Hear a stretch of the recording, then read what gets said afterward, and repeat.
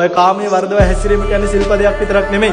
තමන්ව විශ්වාස කරලා ආපු කෙල්ලට තමන් බොරුවක් කරනවා කියන එක මිනිස්සෙක්ට හරියන එකක් නෙමෙයි කවදාවත්. තමන්ව විශ්වාස කරලා ආදරෙන් තමන්ව බලා ගන්න මහත්යට බොරුවක් කරනවා වංචාවක් කරනවා කියන එක කෙල්ලෙක්ට සුදුසු එකක් නෙමෙයි කවදාවත්. ඒක මනුස්සකම. ඒ මනුස්සකම ඉක්මවනවා නම් සිල්පදේ පැත්තකට ගන්න උන්දලා අනිවාර්යෙන් මේ දේ තමයි. ඒක මනුස්සකම. තමන්ව විශ්වාස කරලා යම්කිසි කෙල්ලෙක් කසායත බඳලා ආවට පස්සේ ඒ කෙල්ලට බොරුවක් කරනවා නම් ලැජ්ජයි. මං ලැජ්ජ නැද්ද සිල්පද පැත්තකට දාන්න? පුළුවන් මේ කෙල්ලට ආපහු මුණ දෙන්න ගිහිල්ලා පිරිසිදුව. පුළුවන් මේ කෙල්ලව තමන්ව විශ්වාස කරලා දුන්න අම්මටයි තාත්තටයි මුණ දෙන්න. මිනිසුන්ට හැංගීම් එනවා. හරිද? මිනිසුන්ට එක එක සිතුවිලි එනවා. මුත් අපි බල්ලෝ බලල්ලු නෙමෙයි. ඒ දේවල් පාලනය කරගැනීම මානසික සංවරයක් අපිට තියෙන්න ඕනේ.